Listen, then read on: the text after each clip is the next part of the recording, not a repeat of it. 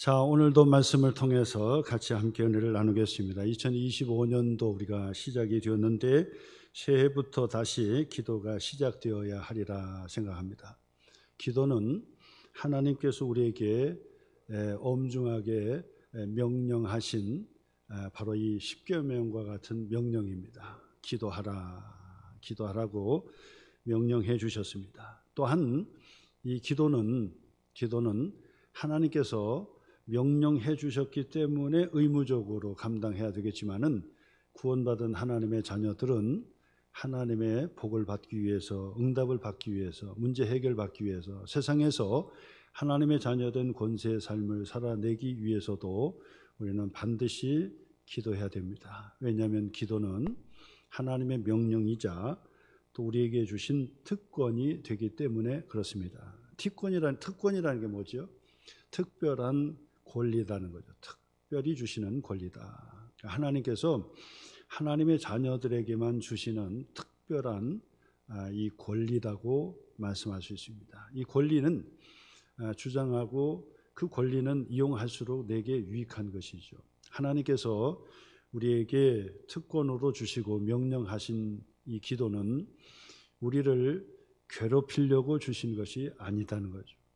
우리를 힘들게 만들려고 기도하라, 쉬지 말고 기도하라, 이제 그렇게 말씀하신 것이 아니라 기도를 통해서 하나님의 전능하심을 맛볼 수 있고 하나님의 신실하심을 경험을 하고 또한 체험할 수 있는 것이 바로 이 기도라고 하는 은혜의 바로 이 통로라고 말씀을 드릴 수 있습니다. 하나님께서 우리에게 주신 많은 은혜는 기도를 통해서 우리에게 내려오게 되는 것입니다. 그러므로 하나님께서 우리에게 명령해 주신 것은 우리를 괴롭히려고 주시는 것이 아니고 야 한번 좀 힘을 좀 들여봐라 해서 주시는 것이 아니라 특권으로 우리에게 주신 기도다라고 하는 것을 다시 한번 생각하시고요. 우리가 영적으로 거듭난 하나님의 자녀들은 바로 이 영의 양식 하나님의 말씀을 자꾸 먹음으로 영적으로 살아날 수가 있는 것입니다. 마찬가지로 영적인 호흡과 같은 것이 뭐냐? 바로 기도라고 볼 수 있습니다. 한 번에 뷔페집 가가지고 한꺼번에 많이 먹었다고 해서 다음 한 끼를 넘길 수는 있지만은 그 다음 날도 또 굶을 정도로 한 번에 양식을 다 먹을 수가 없습니다. 이처럼 영의 양식 또한 한 번 다 알고 공부했다고 해서 끝나는 것이 아니라 매일같이 영의 양식을 섭취를 해야만이 영적으로 살아나는 것입니다. 그뿐 아니라 호흡도 마찬가지죠. 살아있다는 증표가 뭐죠? 호흡을 하는 것이죠. 호흡을 잘하면 살아있는 거예요.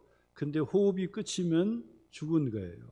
그래서 호흡이 안 된다 그러면 인공호흡을 해가지고 호흡을 하게 만들고 기계를 써서 호흡을 하게도 만들어서 살리는 것입니다. 그처럼 영적으로도 바로 이 기도는 호흡과 같은 것이기 때문에 내가 지금까지 기도 많이 했으니까 이제부터 안 해도 되지.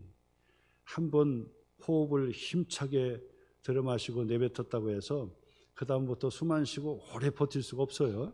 그처럼 기도도 어제 했다고 작년에 했다고 끝나는 것이 아니라 계속해서 기도를 멈추지 않을 때 우리 영적으로 건강하게 되고 또 영적으로 바로 이 살아나는 그런 그리스도인이 되는 것이다. 그러므로 기도를 해야 되는 거예요. 한 손에는 하나님의 말씀을 붙들고 묵상하고 또 한 손에는 하나님의 말씀을 붙들고 자꾸 기도하는데 쉬지 말고 부지런히 기도를 해야 되는 것이다. 자, 그래서 오늘 성경의 그 말씀은 예수님께서 특별히 이 산상수훈의 말씀, 산상에서 보석과 같은 아주 멋진 그런 설교를 해 주셔가지고 그 설교를 모아놓은 것이다 해서 산상수훈이라고 그럽니다. 그 안에 너무나도 잘 아는 것처럼 오늘 본문에도 있지만은 예수님께서 우리에게 이렇게 기도해라 제자들에게 가르쳐 주었고 그리고 오는 모든 구원받은 하나님의 자녀들에게도 이렇게 기도하라 가르쳐 줬어요. 바로 그 기도의 내용이 포함된 본문인데 오늘은 이것을 앞뒤로 조금 확장해서 예수님께서 기도에 대해서 말씀하시고 마지막 기도의 내용을 가르쳐 주면서 마지막 마치는 그 말씀, 요 부분들을 조금 확대해가지고 제가 몇 가지로 기도에 대해서 함께 은혜를 나누고 도전받는 시간을 가져야 되겠다 생각합니다. 그래서 오늘 첫 번째 말씀은 뭐냐면 너희는 이렇게 기도하라 라고 말씀하시며 구체적으로 우리에게 기도를 가르쳐 주셨는데 너희들은 이렇게 기도하지 마라 말씀해 주신 본문도 앞에 기록이 되어 있어요. 그 첫 번째가 뭐냐면 외식하는 자와 같이 그렇게 기도하지 마라. 이게 첫 번째로 우리에게 권면해 주시는 예수님의 말씀인 겁니다. 이렇게 기도하라고 말씀하시면서 너희들은 이와 같이 하지 마라. 그 첫째는 외식하는 자와 같이 하지 마라 라고 합니다. 이 말씀은 무슨 의미냐면 기도는 진실되게 하나님 앞에 하라는 거예요. 진실된 기도를 하라고 가르쳐 주는 거예요. 오늘 성경 예수님 말씀하시죠. 또 너희는 기도할 때에 예수님께 가르쳐 주시는 거예요. 외식하는 자와 같이 하지 말라. 외식하는 자와 같이 하지 말라는 거예요. 그들은 사람에게 보이려고 회당과 큰 거리 어귀에서 서서 기도하기를 좋아하느니라. 내가 진실로 너에게 이르노니 그들은 자기 상을 이미 받았느니라. 그러니까 기도를 잘하면 상을 받는다는 얘기가 되겠죠. 그러니까 기도를 잘하면 상을 받는 것인데 기도를 잘못하면 상을 받지 못하는 것이다. 자, 어떻게 기도하면 상을 받지 못해요? 외식하는 자처럼 기도하면 안 된다는 거예요. 자, 그러면 외식하는 자의 특징이 뭐냐면 이 외식하는 사람은 사람을 의식하고 한다는 겁니다. 그러니까 하나님 앞에 진실되지 못하는 거죠. 살아계신 하나님 앞에 진실되게 내가 기도하는데 사람에게 보이려고 외식적으로 하는 기도는 이미 사람들에게 인정받고 칭찬을 다 받았기 때문에 하나님의 상을 받지 못한다라고 예수님께서 가르쳐 주셔요. 자, 그러면 외식하는 자와 같이 기도하는 사람은 누가 조심을 해야 될까 생각해 보면은 초신자들은 일단은 예외가 되죠. 왜냐하면 초신자들은 사람에게 보이려고 외식적인 기도를 할래야 할 수가 없어요. 그러면 누가 외식적인 기도를 하는 사람이 누가 있느냐? 제일 1순위가 누구냐면 아마 목회자일 거예요. 지금으로 본다면. 왜냐하면 기도를 많이 하니까.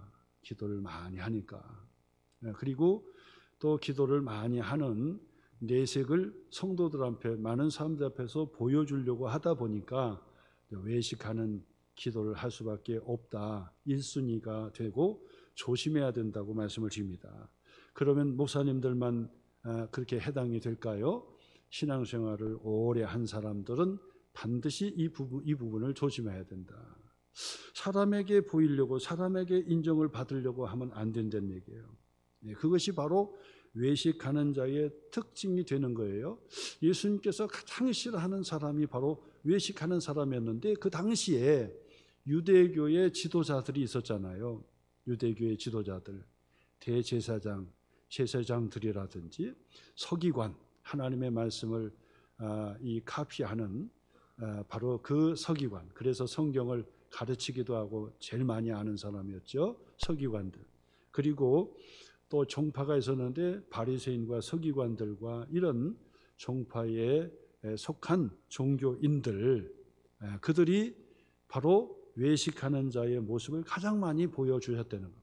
일반 사람들은 뭐 외식할 필요가 없던 거죠. 바로 신앙생활을 잘 한다는 사람, 또 종교의 지도자들 같은 경우가 바로 그런 케이스인데 그들이요 하루에 3번씩 기도하는 것이 의무예요. 아침에도 하고 점심에도 하고 저녁에도 하고요. 그 다음에 식사를 하기 전에도 하고 식사가 끝난 데도 해요. 우리는 식사 전에 기도를 본받았잖아요. 근데 지금 가톨릭 보니까 가톨릭은 식사하기 전에도 기도하고 식사가 끝나고 수저 놓고도 기도하고 좋은 전통이더라고요. 근데 우리는 뭐 끝나고서는 기도를 하지 않지요. 물론 기도의 마음을 갖는 것이 중요하다고 생각하고요. 잠잘 때도 기도하고 깨어서도 기도하고 뭐 그거뿐입니까? 우리가 차를 마신다든지 뭐 어떤 상황에서든지 뭐 굳이 뭐 외식적으로 하는 것은 아니지만은 그때그때마다 우리가 필요에 따라서 기도하기도 하고 또 함께 교제할 수 있는 것인데 기도가 중요하기 때문에 이런 기도를 많이 하는 것이죠. 그래서 여러분 필요할 때마다 늘 깨어서 기도하고 앉아있을 때도 기도하고 혼자 있을 때도 기도하고 차를 타고 다니면서도 기도하고 기도를 배우고 기도하는 것이 좋아요. 그래서 하나님께 기도를 한다 하는 것은 우리의 특권이니까 하나님께서 주신 특권이니까 기도를 배우고 또 기도를 여러분들이 같이 그렇게 하는 것이 중요하다고 보는데 당시 그 유대인들은 외식하는 그 기도를 잘하는 사람이었어요. 정오 12시 되면은 기도해요. 근데 12시 한 30분 전이다 그러면 집에서 기도하고 나가면 되잖아요. 그런데 11시 반부터 나가는 거예요. 그리고 나서 시장 어귀 사람들이 많이 모인 곳에 있을 때 그때 정오 12시가 되었다 해서 가던 길을 멈추고 서서 기도하는 거예요. 회당에서도 마찬가지, 시장에서도 마찬가지. 그렇게 기도한다는 거예요. 자, 그러면 사람들이 볼 때 저 사람은 아주 기도를 정확하게 하시는구나. 이제 그렇게 다른 사람들에게 인정을 받게 되는 거죠. 기도 많이 하는 사람, 기도를 잘하는 사람이로구나. 이미 사람들에게 보이려고 하는 외식적인 기도였기 때문에 예수님이 말씀하시기를 이미 상을 받았다는 거예요. 칭찬을 받았다는 거예요. 하나님이 주실 상이 없다고 말씀하고 있는 것을 보게 돼요. 그러면서 바로 이 외식적인 기도를 하지 말라고 우리에게 가르쳐 주는 건 뭐냐면 진실되게 기도하라는 거예요. 진실되게. 그래서 너는 기도할 때에 내 골방의 차라리 들어가서 문을 닫고 은밀한 중에 계신 내 아버지께 기도하라. 은밀한 중에 보시는 내 아버지께서 갚으시리라 그래서 진실된 기도를 하면 하나님께서 갚아주신다. 뭐죠? 응답해 주시고 문제 해결해 주시고 내가 알지 못하는 크고 비밀한 하나님의 축복을 부어주시고 기도 안 해도 주시는 것이 있지만 기도해야만 주시는 것들 하나님께서 일일이 다 기도 응답해 주셔서 하나님께서 채워주시고 더하여 주신다. 갚아주신다는 거예요. 근데 외식적으로 기도하면 안 갚아주시는 거예요. 그렇기 때문에 우리 하나님 앞에서 진실된 기도를 하라. 예수님께서 그것을 우리에게 가르쳐주고 있는 것을 보게 돼요. 차라리 골방에 들어가서 아무도 사람이 보지 않는 곳에서 은밀한 중에 계신 내 하나님 아버지께 기도하면 갚아주시고 문제 해결해 주신다. 그래서 여러분 초신자들은 뭐 이럴 수가 없어요. 근데 우리가 신앙생활을 많이 한다는 사람들은 특별히 외식하는 것을 조심하셔야 된다. 그 말. 사람에게 보이려고 해서는 안 된다. 하나님 앞에 나의 기도를 은밀하게 하나님 앞에 드려지는 그 기도가 중요하다는 것을 우리에게 다시 한번 진실된 기도를 우리에게 도전해 주는 거예요. 두 번째로는 이방인과 같이 기도하지 마라. 그래서 이방인과 같이 기도하지 마라. 그들은 중언부언한다는 거예요. 그래서 중언부언하지 마라. 중언부언하지 마라. 그러니까 이방인들과 같이 기도하지 말라고 이야기하는 것은 무슨 기도를 얘기하냐면 살아계신 하나님께 믿음을 가지고 신실한 믿음을 가지고 확신을 가지고 기도하라라고 말씀을 드리는 것입니다. 이것은 바로 기도에 대해서 전혀 모르는 기도를 얘기하는 거예요. 자, 앞에서는 이 외식 기도하지 말라 그 얘기는 기도에 대해서 너무 잘한다고 하는 사람들에게 조심하라고 하는 것이고 이방인들과 같이 중언부언하지 말라고 하는 이야기는 이 말씀은 바로 우리가 기도에 대한 성경에 대한 지식을 가지고 하나님에 대한 살아계신 하나님에 대한 지식을 잘 배워서 기도하라는 거예요. 배워서 기도하라는 거예요. 막연하게 이방의 사람들처럼 막연하게 기도하고 하면은 하나님께서 응답해 주시겠지, 이런 기도하지 말라는 거예요. 자, 이방인들의 기도는 무슨 기도입니까? 오늘 예수님께서 말씀했죠. 또 기도할 때 이방인들과 같이 중언부언하지 마라. 한 얘기 또 하고 또 하고, 그렇게 중얼중얼 하는 거예요. 그들의 말을 많이 하여야 들으실 줄 생각하느니라. 그래서 말을 많이 하여야 듣는다. 많이 하여야 듣는다는 것은 무엇을 얘기하냐면 자신의 정성과 자신의 노력과 자기의 의를 얘기하는 거예요. 그렇잖아요. 그래서 한번 여러분 생각해 보세요. 이방인들이 아무 지식도 없이 기도한다고요. 그러면 그 사람의 기도의 가장 중요한 초점은 어디에 있느냐면 기도의 대상 대신 하나님께 있는 것이 아니라 자기 자신에게 있는 거예요. 우리의 기도는 내게 있는 것이 아니라 기도의 대상 대신 살아계신 하나님께 중요한 것을 가지고 있는 거예요. 그래서 우리는 그 하나님을 알아가는 거죠. 그리고 그 하나님이 살아계시고, 그 다음에 그 하나님은 전지전능하시고, 그 하나님은 신실하시고, 이걸 붙들고 그걸 알고 그걸 배우고 또 그것을 확신하며 믿음을 통해서 기도를 하나님 앞에 한다는 거예요. 그런데 이방인들은 살아계신 하나님에 대해서 전혀 알지도 모르고 알지도 못하고 그 다음에 관심도 없어요. 그러니까 최대의 관심이 누구에 있겠냐면 자기 자신에게 있다고 생각하는 거예요. 모든 문제의 해결은 자기 자신에게 있다고 생각하는 거예요. 그래서 옛날에 그 할머니 할아버지들이 문제가 생기고 우환이 생기고 그러면 물을 떠다가 놓고 그 다음에 목욕제기하고 흰 옷을 탁 타려 입고 정성을 다해서 비나이다 비나이다 하는 거예요. 비나이다 비나이다. 그러면서 붓두막에다가도 물을 떠놓고 비나이다. 장독에다도 물을 떠다 놓고 비나이다. 그 다음에는 또 큰 고목에다가도 신이 있으면은 그 내 소원을 들어달라고 비나이다 비나이다 하는 거예요. 그러니까 초점이 어디에 있느냐? 바로 내 자신에게 있는 거예요.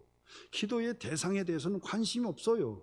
붓두막에 신이 있으면 좋고 없으면 말고 있으면 내 소원을 들어달라는 거죠. 장독에 신이 있든지 없든지 그 상관하지 않아요. 하여튼 있으면 나를 도와달라는 거예요. 그 다음에 고목에 신이 붙어 있다고 한다면 없으면 할 수 없지만 있으면 좋다 이거예요. 있으면 내 소원을 들어주고 내 문제를 해결해 달라고 하는 거예요. 그러니까 세상에서 바로 이 이방인들이 구하는 그 기도에는 반드시 뭐가 있냐면요, 지성이면 감천이다 하는 말이 있다고요. 그게 무슨 뜻입니까? 지성이면 감천이다. 내 중심이라고요. 내가 지성을 다하고 최선을 다하고 막 그러면 하늘의 신이 감동할 정도로 하면은 하늘의 신이 나를 도와준다는 거예요. 지성이면 감천이다 그 얘기하는데 그는 성경적 의미가 아니라고 볼 수 있겠죠.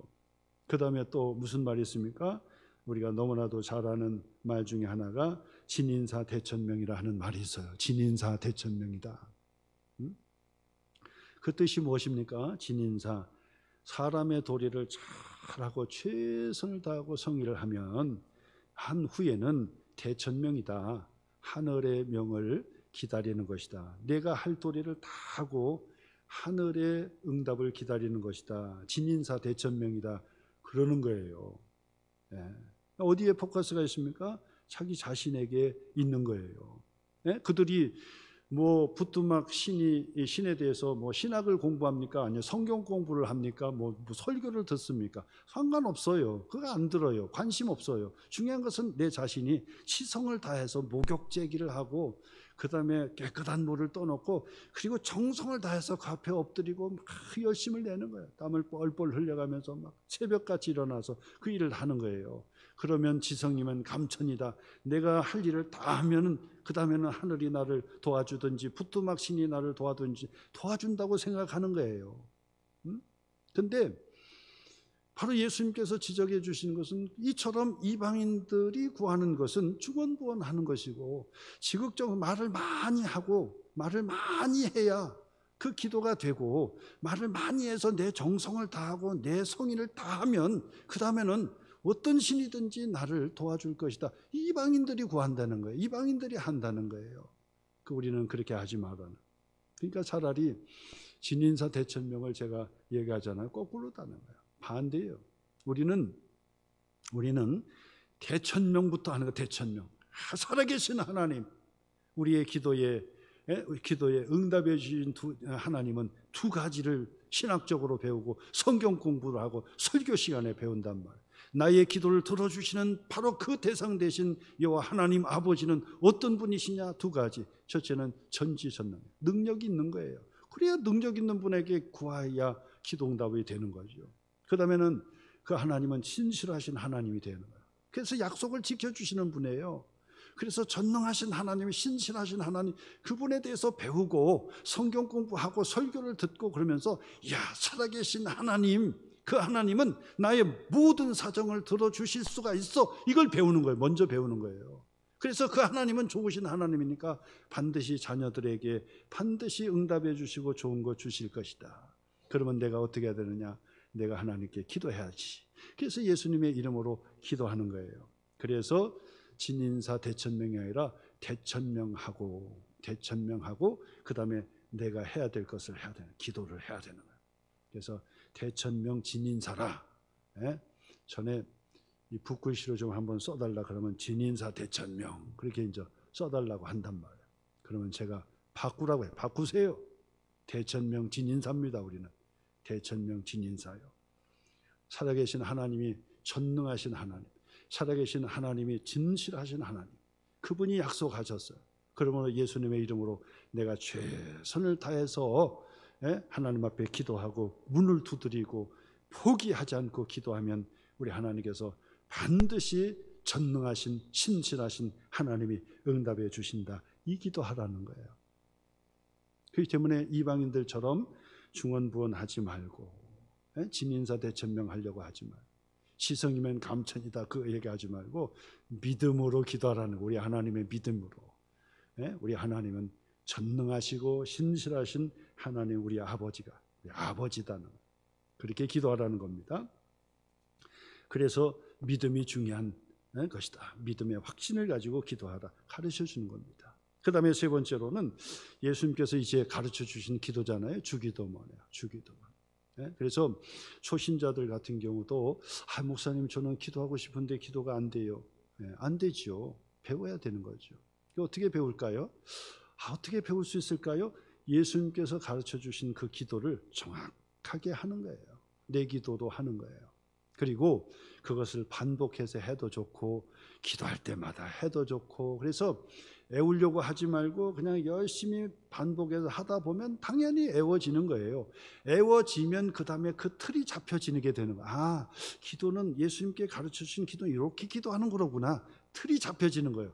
어떤 틀이 잡혀집니까? 첫 번째로 나의 기도의 대상 대신 하나님 아버지를 부르짖는 거예요. 그래서 하늘에 계신 우리 아버지여, 하늘에 계시다 했을 때 이 하늘은 전능하신 하나님을 전제하는 거예요.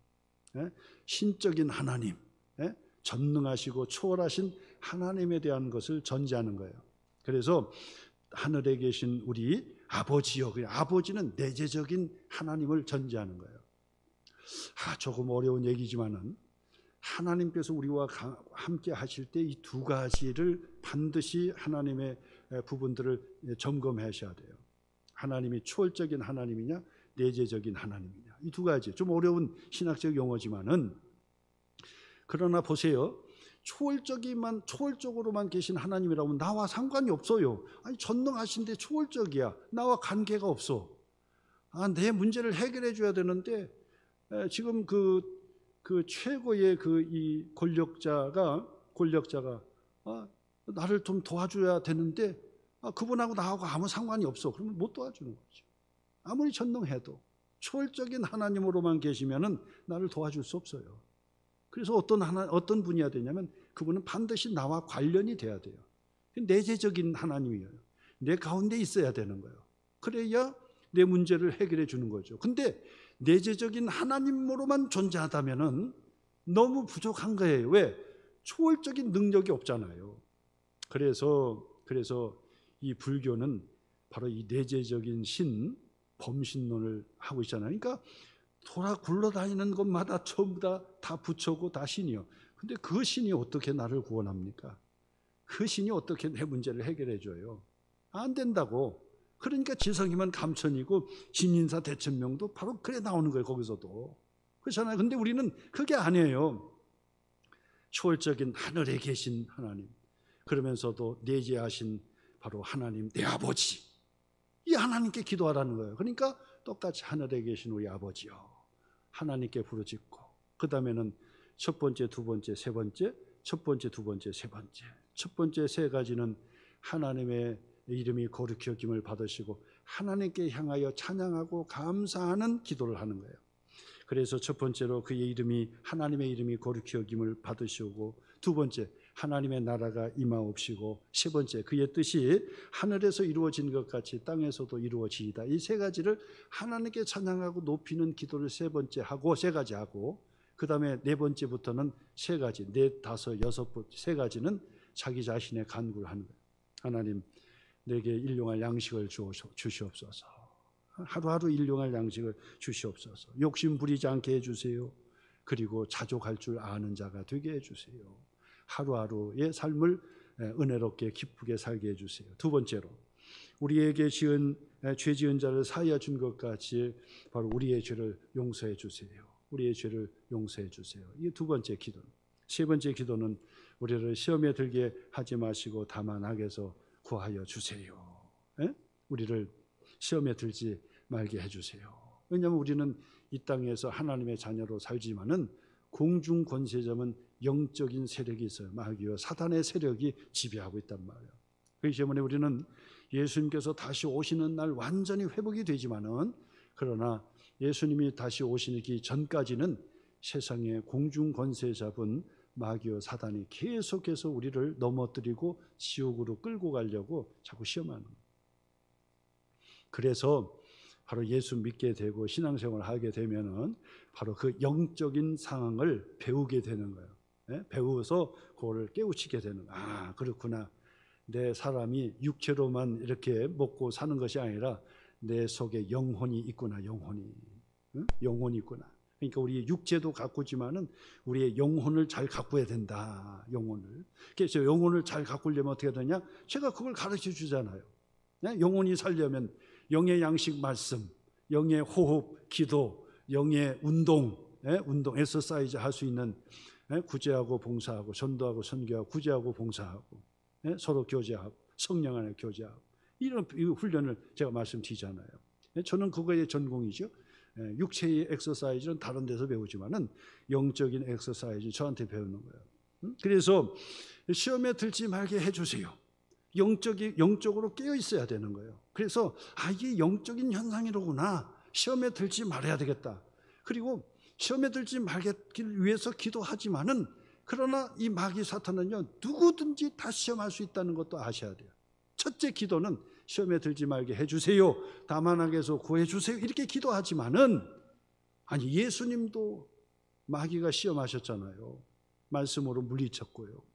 예수님이 베드로 제자하고도 얘기하는데도 그 틈에 베드로에게 이 마귀가 들어가 버린 거예요. 그러니까 예수님께서 사탄아 뒤로 물러가라 이렇게 말씀하셨다고요.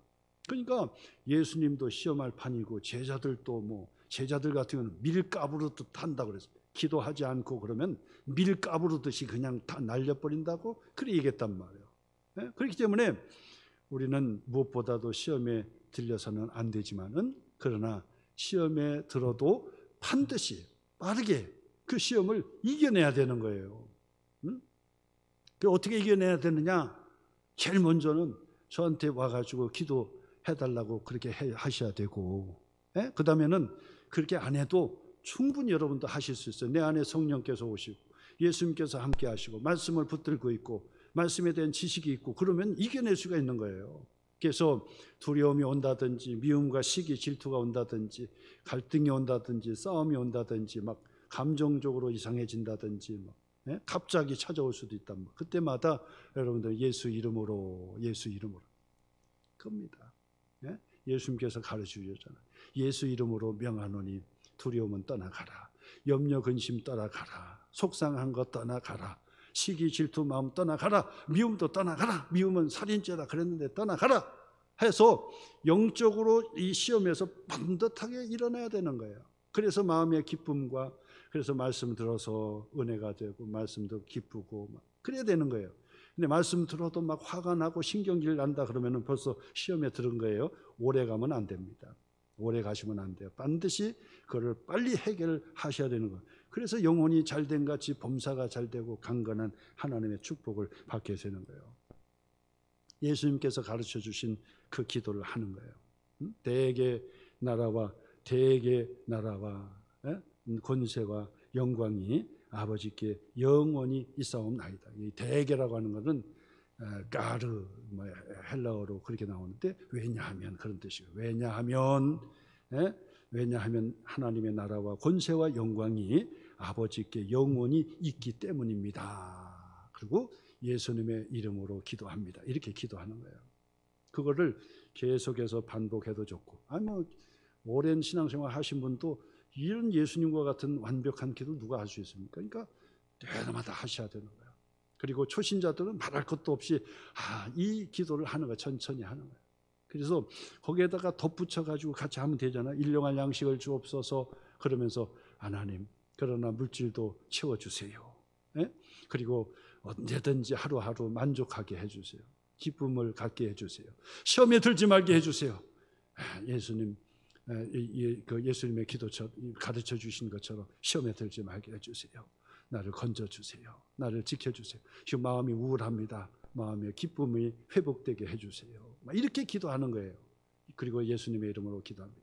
짧게 기도를 많이 하다 보면은 기도를 잘 하게 되고, 우리 1부, 2부 또 오후 예배에 우리 장로님들 그리고 권사님들, 이번에는 집사님들까지 이제 오후 예배에 기도를 넣어가지고 이렇게 기도하는데, 대표 기도하는데, 제가 전에도 말씀드렸듯이 우리 소망교회는 수준이 참 높아요.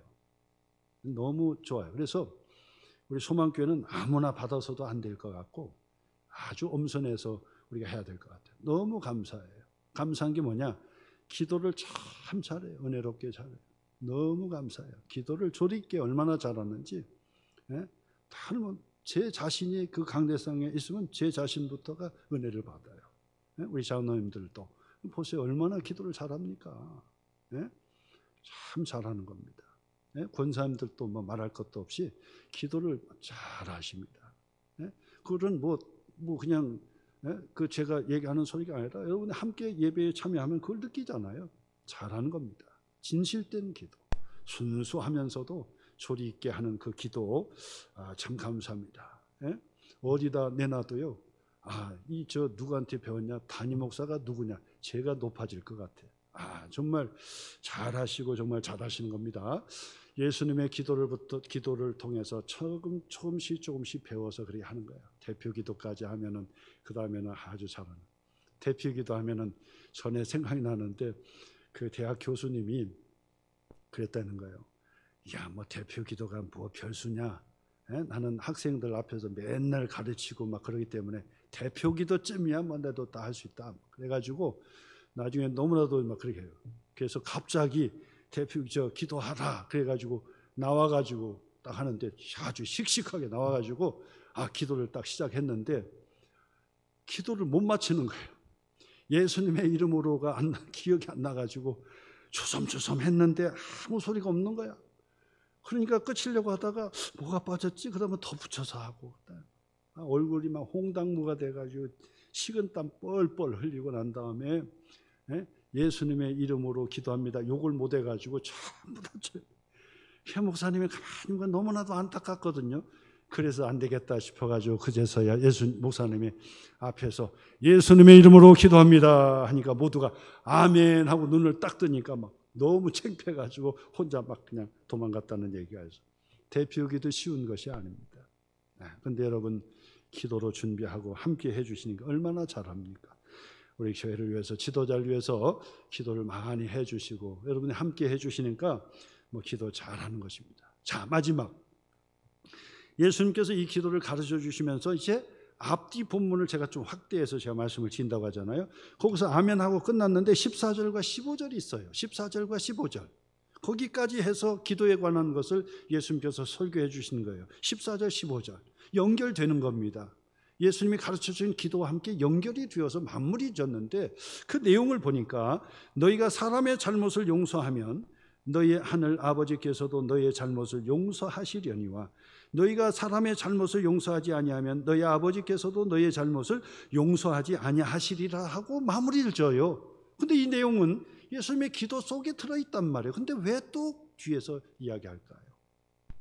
기가 막힌 얘기죠. 이것은요, 바로 이 용서가 얼마나 어려운지를 덧붙여서 강조해 주시는 거예요. 용서가 어려운 거예요. 용서는 하나님만이 완벽하게 하실 수 있는 분이지 인간은 용서의 삶을 살기가 어려워요. 그런데도 불구하고 하나님께서 우리에게 용서를 명하고 있어요. 너희가 사람의 잘못을 용서해 주면 너희 하늘 아버지께서도 너희의 잘못을 용서해 주실 것이다. 근데 사람의 잘못을 용서해 주지 아니하면 너희 아버지께서도 너희의 잘못을 용서해 주지 아니할 것이다라고 하는 충격적인 말씀의 본문을 우리에게 가르쳐 주는 거예요. 용서하는 삶을 사는 거예요. 누가요? 용서받은 하나님의 자녀들은 바로 용서의 삶을 살아야 기도가 된다는 거예요. 용서의 마음이 없고 기도하는 것은 기도가 아니라는 거죠. 기도할 때 반드시 용서가 필요하다는 얘기예요. 그러니까 용서하는 사람은 누구냐? 하나님의 은혜를 크게 받은 사람이 용서할 수 있는 거예요. 세상에서는요, 용서가 안 되는 거예요. 자기 자신은 다른 사람에게 다 어떤 죄든지 용서받고 싶어요. 살인죄도 용서받고 싶어 해요. 근데 다른 사람에 있어서는 어떻게 모질든지 참 남이 잘못되고 죄를 짓고 막 그렇게 하잖아요. 그러면 아주 웃고 막 박수치고 잔치하고 하는 사람, 그거 안 됩니다. 남이 잘못될 때, 남이 죄를 짓고 남이 실수할 때 곤욕을 치른다고 박수치면서 히닥거리고 그런 사람들은요, 그 사람은 더 큰 재앙을 받게 되는 거예요. 용서할 줄 모르는 사람, 그건 하나님의 용서를 받기가 어려운 것이 되는 겁니다. 그러므로 오늘 예수님의 마지막에 덧붙이는 이 말씀은, 여러분, 우리가 어렵지만은, 용서가 어려워요. 근데 반드시 하나님의 은혜를 생각해서 용서하는 마음을 자꾸 가지려고 해야 돼요. 그러면 그 용서는 또 어떤 사람이 할 수 있느냐? 나도 그럴 수 있고, 더 나아가서 나는 그거보다 더 할 수도 있어요. 생각을 하면요, 다른 사람이 잘못해서 넘어졌다고 욕하거나 삿대질하거나 조롱하거나 그렇게 할 수가 없는 것입니다. 그리고 그런 사람들은요, 반드시 시간이 지나면 며칠 지나지 않아서 본인은 더 큰 죄죠.